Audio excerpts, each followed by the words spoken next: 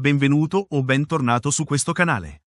In questo video verrà trattato del lungotermismo, una filosofia, un'ideologia, un culto, una parareligione, in poche parole, un modo di pensare del presente e del futuro dell'umanità, nata nei circoli legati ai miliardari tech della Silicon Valley e dai filosofi dell'Università di Oxford. Parliamo quindi di contesti molto elitari, molto bianchi e molto maschili, che con la scusa di operare per il bene dell'umanità futura vogliono giustificare le ingiustizie, le disuguaglianze ed i rapporti di potere illegittimi del presente. La prima volta che si sente parlare del pensiero lungotermista sembra di essere davanti all'ennesima teoria cospirazionista o alla trama di un romanzo di fantascienza. Invece è tutto vero. L'idea di base del lungotermismo è che il benessere e la sopravvivenza delle generazioni future, delle persone che vivranno tra migliaia o addirittura milioni di anni, sia una priorità morale fondamentale per gli esseri umani del presente. Le nostre vite hanno sicuramente la stessa importanza di quelle vissute migliaia di anni fa, quindi perché le vite delle persone che vivranno tra migliaia o milioni di anni non dovrebbero avere la stessa importanza. Chiunque esisterà in futuro potrà esserlo anche in conseguenza delle scelte che si assumeranno oggi e domani. Alcune di queste scelte incideranno sulla presenza di un numero inferiore, superiore o magari causeranno l'assenza di esseri umani tra migliaia di anni. Per realizzare un futuro positivo per l'umanità del futuro, il lungotermismo avalla apertamente i progetti di colonizzazione del cosmo, di digitalizzazione dell'umanità e di creazione di superintelligenze artificiali. Il potenziale dell'umanità si realizzerebbe nell'ipertecnologia espansionistica, nella creazione di realtà parallele alternative e nel miglioramento biologico della nostra specie attraverso mezzi artificiali, vedi il transumanesimo. Anche su questo canale è presente un video ad esso dedicato. Ma da questa filosofia si ricava anche una visione del mondo incentrata sull'estremo tentativo del capitalismo di giustificare la sua brama di sfruttamento delle risorse, umane e materiali, senza curarsi dei danni provocati oggi. È infatti una filosofia in grado di minimizzare moralmente qualsiasi catastrofe e ingiustizia odierna, di giustificare qualunque sfruttamento, manipolazione e trasformazione della natura in nome di un presunto e lontanissimo avvenire utopico, un domani paradossalmente sempre rinviabile a un futuro ancora più lontano. Tutto è giustificabile, anche la peggiore dittatura, l'eugenetica, il sacrificio di intere popolazioni, perfino la distruzione del nostro stesso pianeta, dato che c'è la possibilità di abitare altri pianeti, e tutto questo è moralmente accettabile se può portare a massimizzare le chance di realizzare il destino manifesto dell'umanità e la sua gloria multiplanetaria, tra le stelle.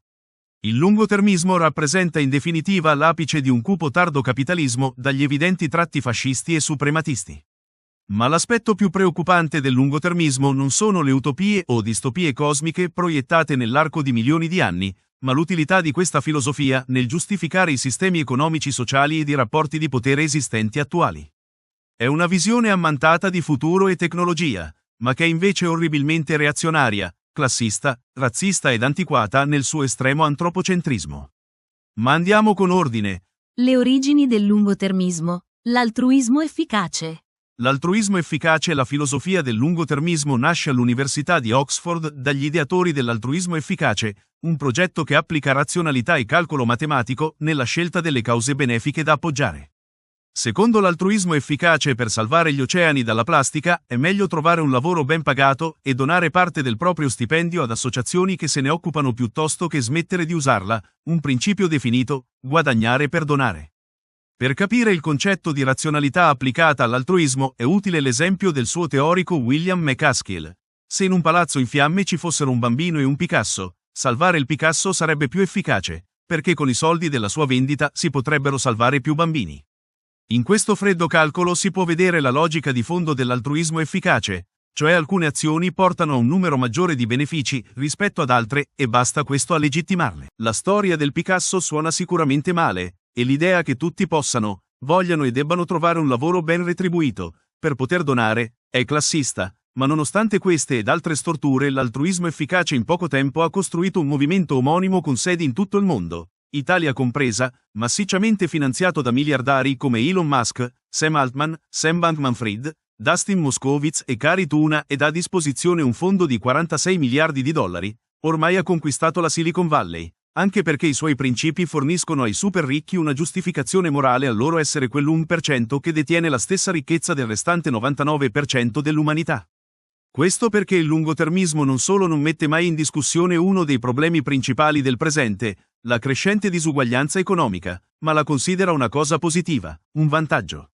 Secondo il ragionamento dell'altruismo efficace, buona parte degli 8 miliardi di persone che vivono oggi non fanno nulla per migliorare il futuro dell'umanità, solo un piccolissimo numero di persone dispone delle capacità economiche, dell'influenza e della volontà politica per farlo. Se questo piccolo numero di persone aumenta esponenzialmente la propria ricchezza, come è accaduto a tutti i tecnomiliardari a partire dal 2020, sarebbe meglio, perché avranno più denaro da investire nelle grandi cause che interessano il futuro dell'umanità. Il lungotermismo cristallizza così le disuguaglianze e le storture del presente a vantaggio di futuri ipotetici distanti milioni di anni. Le premesse dell'altruismo efficace furono però da subito oggetto di aspre critiche, e lo descrivano non come una vera teoria morale, ma come un pensiero contiguo alle realtà sociali ed economiche responsabili di alcuni dei danni che si propone di affrontare. È una delle critiche più concrete, non legate quindi esclusivamente alla natura filosofica di stampo conseguenzialista, e che questa scuola di pensiero porta inevitabilmente all'efficienza economica di scuola neoliberista, che ha portato ad un aumento delle disuguaglianze, con una minoranza sempre più ricca a scapito dell'impoverimento della stragrande maggioranza della popolazione. Non solo, McCaskill sostiene apertamente la necessità di assumere posizioni di lavoro ad altissimo reddito, nella finanza o nel mondo degli affari per poter guadagnare più soldi da dare in beneficenza, apparentemente senza vedere la contraddizione di partecipare attivamente, in ruoli di enorme impatto, sull'aumento delle diseguaglianze, cioè di entrare e sostenere un sistema che causa gli stessi danni che si vorrebbero aggiustare con la beneficenza.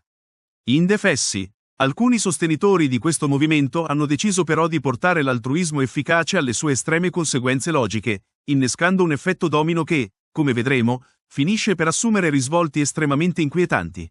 Se il punto di partenza di questo nuovo altruismo è l'idea secondo cui, quando pianifichiamo azioni altruistiche, non solo non sia importante dove le persone sono nate, ma non conti nemmeno quando sono nate, allora, il modo migliore per aiutare il maggior numero di persone diventa focalizzarsi sul futuro a lungo termine dell'umanità, sul benessere di quei tantissimi miliardi di persone che devono ancora nascere, ignorando quello che succede e succederà in un futuro prossimo agli 8 miliardi di esseri umani attuali, ignorando tutti, tranne logicamente, la piccolissima minoranza che predica l'altruismo efficace ed il lungotermismo.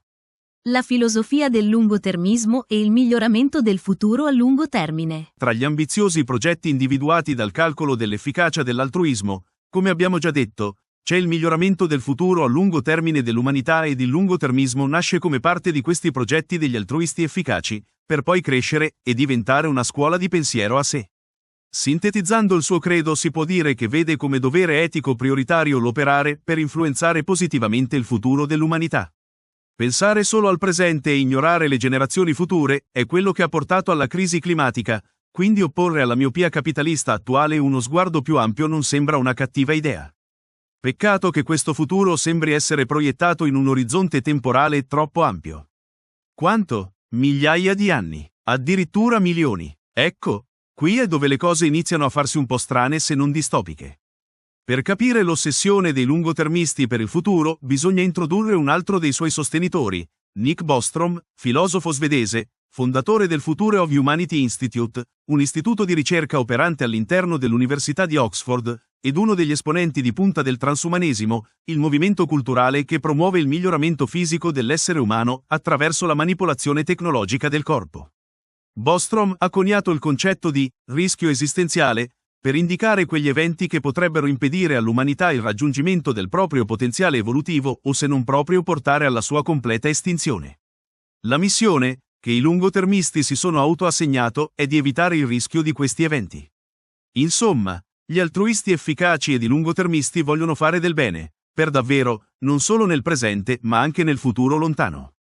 Cosa c'è di controverso o di problematico in questa visione? Il filosofo Emil Torres, ex lungotermista ed uno dei critici contemporanei più attivi nel dibattito sul lungotermismo, sostiene che l'imperativo morale di raggiungere il potenziale più alto dell'umanità nel futuro lontano possa avere delle conseguenze terribili nel presente e nel futuro prossimo.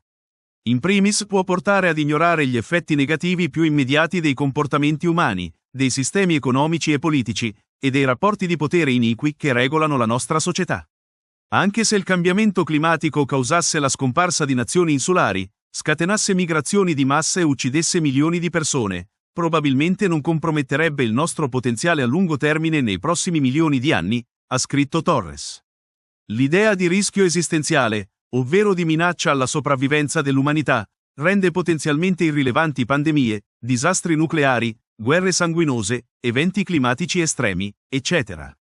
Se l'obiettivo è quello di preservare il potenziale della civiltà umana nel lunghissimo termine, cosa importa se qualche isola scompare, se qualche fetta di popolazione perisce, se alcune specie di animali si estingue per sempre? Un altro punto controverso è la visione sempre positiva della crescita dell'umanità.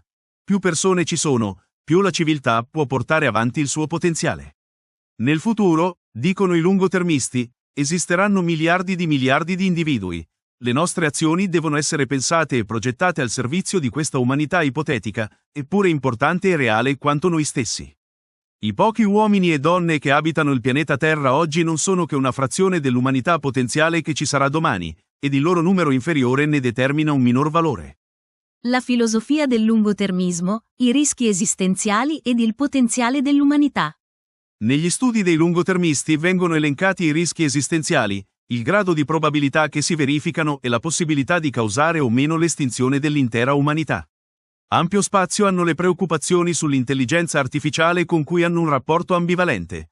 Da una parte vedono probabile una intelligenza artificiale tanto potente da poter decidere di liberarsi dell'Homo sapiens, dall'altra credono che lo sviluppo tecnologico, intelligenza artificiale compresa, possa risolvere tutti i problemi futuri, crisi climatica compresa. È proprio la crisi climatica uno dei punti più controversi del credo lungotermista. Ormai sappiamo come l'aumento delle temperature porterà disastri per tutti, innalzamento del mare, desertificazione, migrazioni forzate, perdita di biodiversità, carestie, eccetera. Se dovessimo pensare al vero rischio esistenziale non potremmo che pensare a questo. E invece, per chi ha lo sguardo puntato verso un futuro così difficile da immagine, figurarsi da progettare, non si tratta di un vero rischio esistenziale perché non porterebbe all'estinzione totale dell'umanità, in quanto non può compromettere il futuro di una specie, come quella umana, destinata a colonizzare lo spazio. La crisi climatica distruggerebbe le popolazioni più svantaggiate, ma resterebbero abbastanza persone per traghettare l'umanità verso il futuro, verso il pieno potenziale evolutivo dell'umanità, che consiste in un progresso culturale, in un aumento delle capacità ed in una crescita del benessere, praticamente illimitato nel lungo periodo.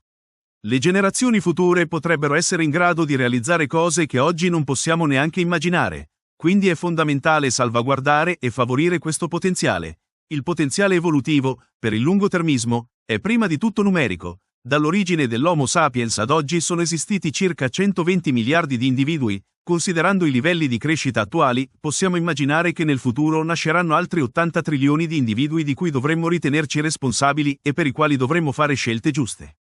Ad esempio, la colonizzazione dell'universo e lasciarci alle spalle la Terra. Uno dei motti del lungotermismo è infatti: se la Terra verrà distrutta ci prenderemo l'universo. Sono affermazioni di questo tipo che hanno portato Email Torres a definire il lungotermismo l'ideologia più pericolosa del momento. Elevare il compimento del presunto potenziale umano futuro al di sopra di qualunque altra cosa rischia di aumentare in maniera non trascurabile la probabilità che delle persone vere e proprie, quelle vive oggi e nel futuro prossimo, possono subire gravi danni, compresa la morte. Se anche il cambiamento climatico causasse la scomparsa di intere nazioni, scatenasse migrazioni di massa e uccidesse milioni di persone, potrebbe comunque non compromettere il nostro potenziale di lungo termine, relativo alle prossime migliaia o milioni di anni.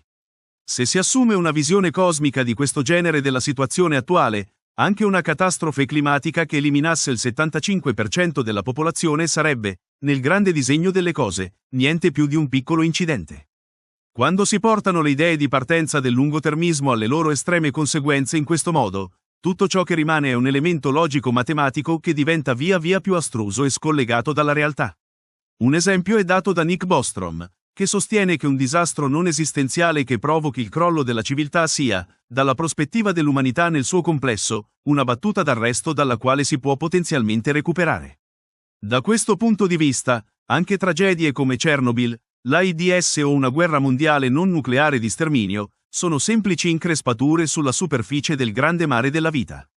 Questa attenzione rivolta esclusivamente al futuro permette ai lungotermisti di derubricare a questioni secondarie tutte le faccende del presente, comprese crisi climatica, diseguaglianze crescenti, fame nel mondo, guerre, pandemie, estinzioni di specie, eccetera.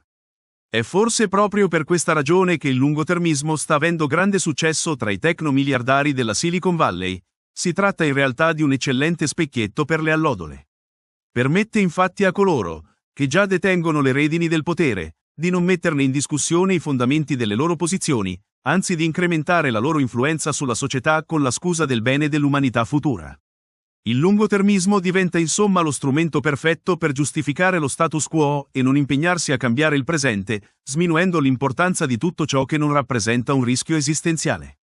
Come abbiamo visto, l'attenzione è rivolta esclusivamente ai rischi esistenziali che, per quanto remoti nel tempo ed improbabili, che potrebbero minacciare la sopravvivenza della specie umana, fa sì che i lungotermisti reputino più importante la colonizzazione dell'universo rispetto alla crisi climatica, o che dirottino la marea di risorse economiche a loro disposizione, 46 miliardi di dollari, raccolti tramite i loro think tank ed enti benefici, dalla lotta alla fame nel mondo al contrasto di un'ipotetica minacciosa superintelligenza artificiale.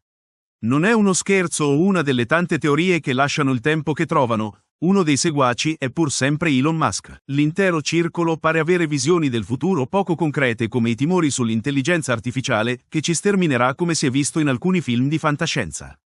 Possibilità, questa, data come abbastanza probabile dai sostenitori del lungotermismo.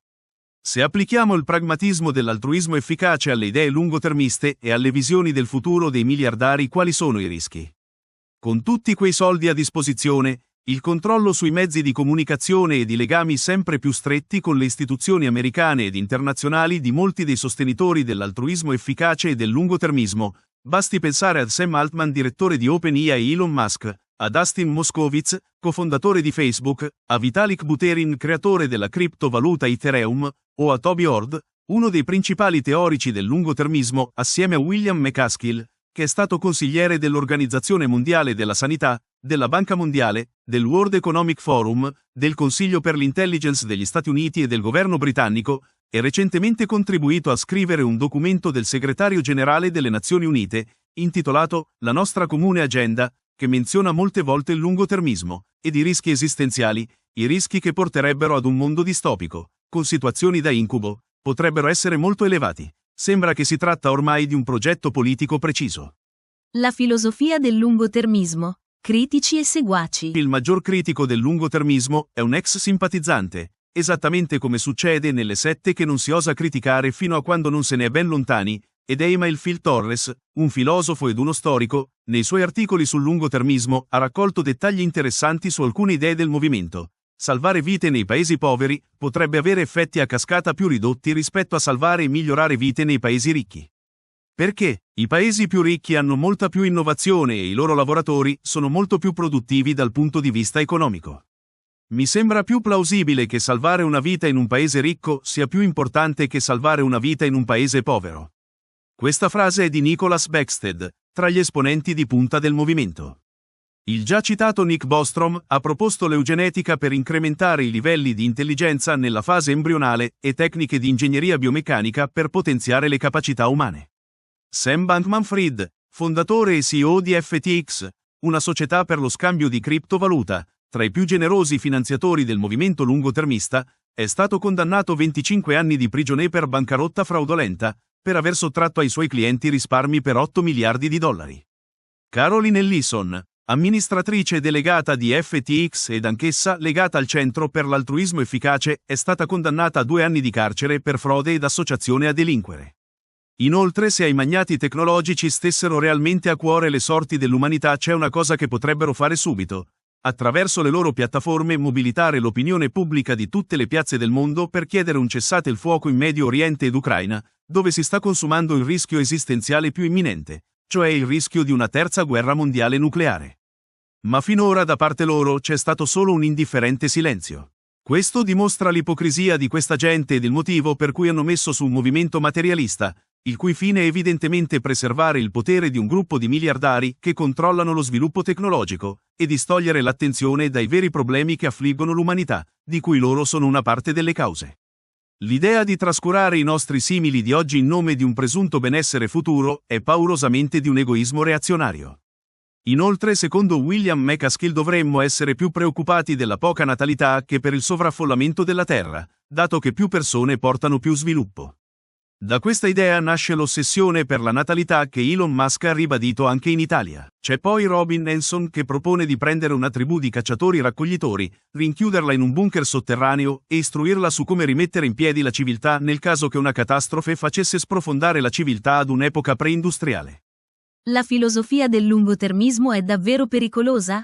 Da un sondaggio interno al Centro per l'Altruismo Efficace sappiamo che i membri sono uomini, 71%, bianchi, 76%, ed in media hanno 30 anni, 84%.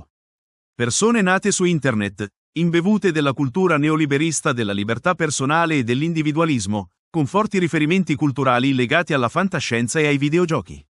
Un'elite istruita nelle migliori università, estremamente privilegiata e di successo, che può permettersi di speculare su questioni teoriche come i miliardi di persone del futuro, ignorando i bisogni di quella maggioranza di persone reali, presenti, esclusa dalla loro idea di futuro.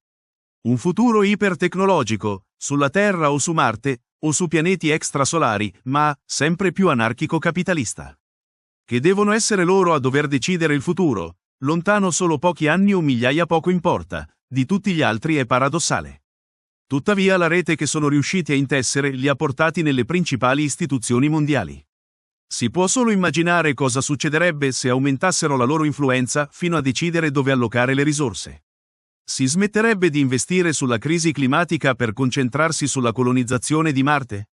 Si tornerebbe a parlare di eugenetica?